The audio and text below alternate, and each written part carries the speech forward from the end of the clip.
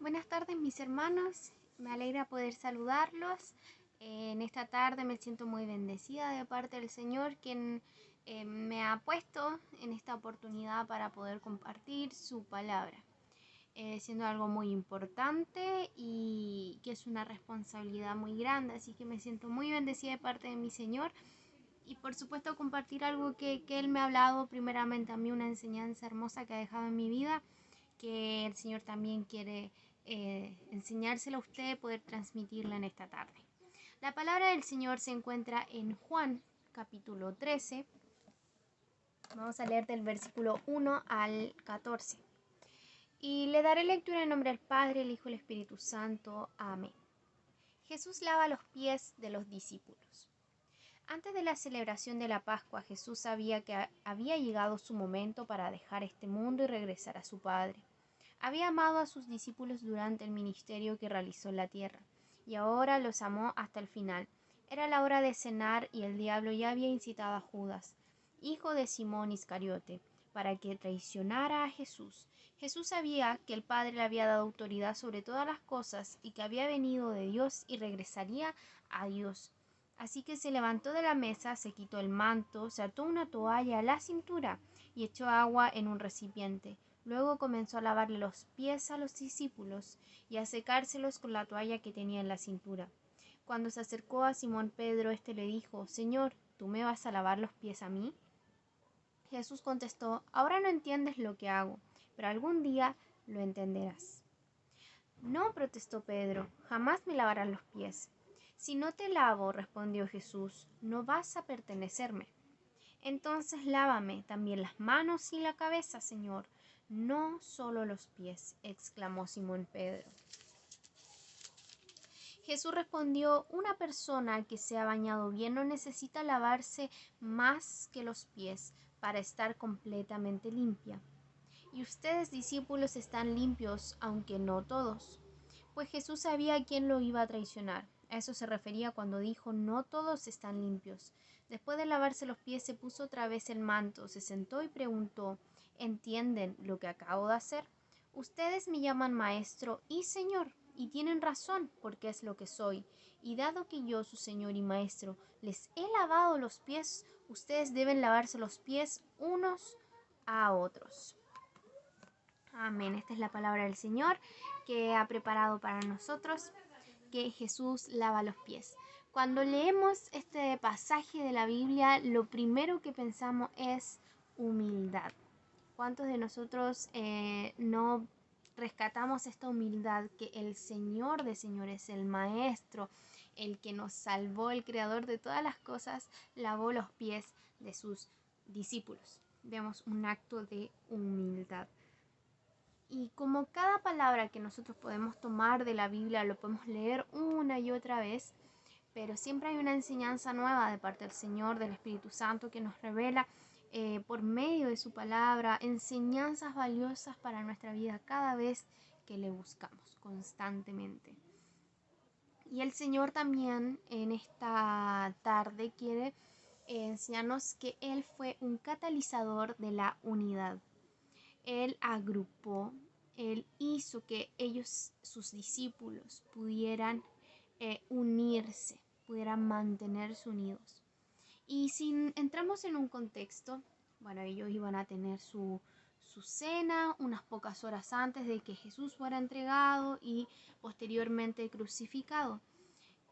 En este contexto de hace años, de hace 2000 años atrás, se utilizaban las sandalias y la gente caminaba por el desierto, caminaba por la tierra, por el barro en el invierno y se ensuciaba sus pies. Entonces al llegar a casa ellos tenían que lavárselos para poder después sentarse a la mesa, que estaba unos pocos centímetros más arriba del suelo, y poder servirse. En las casas de aquellos que tenían más recursos, de las personas ricas, si se puede llamar, tenían un siervo, una persona que tenía el menor cargo, y este iba y lavaba los pies de su amo. Y acá vemos cómo el Señor, el Maestro, cuando dice en el versículo 12, perdón, 13. Ustedes me llaman maestro y señor y tienen razón porque es lo que soy. Acá vemos que se estaba invirtiendo los roles, o sea, eran los discípulos los que tenían que lavar los pies de Jesús, pero fue él quien los lavó. Y ahí es cuando Pedro se siente incómodo. Yo creo que todos los discípulos quedaron como sorprendidos de qué está haciendo, por qué lo está haciendo él y no nosotros. Y fue lo que le pasó a Pedro y Pedro le dijo, Señor, no, no lo hagas, pero el Señor le dijo, tengo que hacerlo para que tú formes parte de mí, para que me pertenezcas. Entonces ahí Pedro le dice, entonces lávame, Señor, completamente. Y es impresionante, ¿cierto? Cómo, cómo el Señor logra em, tener este acto de humildad impresionante ante sus discípulos, que eran sus amigos. Y, y también algo que llaman la atención es que el Señor, ¿cómo logra esta unidad, cierto? Porque Él se iba a ir, los iba a dejar a sus discípulos. Y el Señor sabía que ellos, si al quedarse después sin Jesús, que era el que provocaba que ellos estuvieran juntos, si fueran de un lugar a otro todos, Él ya no iba a estar. Entonces, ¿qué iba a pasar con ellos? Lo más probable es que cada uno se fuera por su lado y hasta aquí llegamos. Porque todos eran distintos. Tenemos pescadores, cobradores de impuestos, y distintos tipos de hombres con distintos caracteres, de distintas clases sociales. Y el Señor es el que hace este acto, ¿ya? De humildad, un acto que iba a revolucionar, un acto que iba a llamar tanto su atención que ellos también después iban a tener que hacerlo con las demás personas. Ellos también iban a tener que servir a los demás. Y aquí es donde está también el amor. Nosotros amamos, ¿cierto? Y por ese amor tenemos que ser capaces de servir a las demás personas. Y es lo que ocurrió aquí. El Señor los amaba y sabía que tenía que dejarlos con esta misión tan grande de que ellos siguieran sirviendo a las demás personas, entregando el mensaje, pero ellos debían mantenerse unidos. ¿Qué es lo que estamos haciendo nosotros como iglesia? ¿Estamos nosotros provocando esa unidad como lo hizo Jesús? Jesús no esperó que la unidad surgiese. Jesús provocó la unidad y se convirtió en el catalizador de una unidad aparentemente imposible, por lo que les mencionaba. Y esta enseñanza que nos deja el Señor es la que cambió la perspectiva de estos hombres, ¿cierto? Y es la que también debe captar nuestra atención y decir, ¿qué estamos haciendo? ¿No estamos uniendo como iglesia?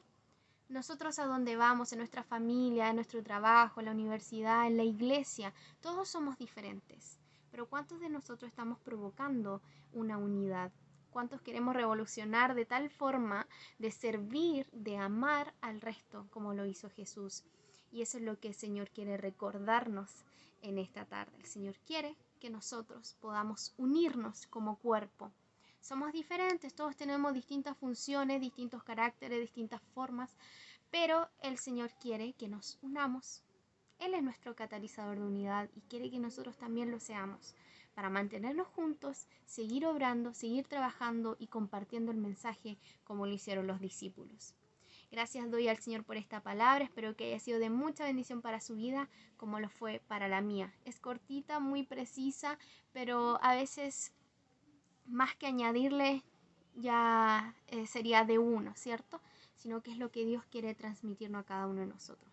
Que Dios les bendiga, mis hermanos. Pasemos a orar por esta su palabra.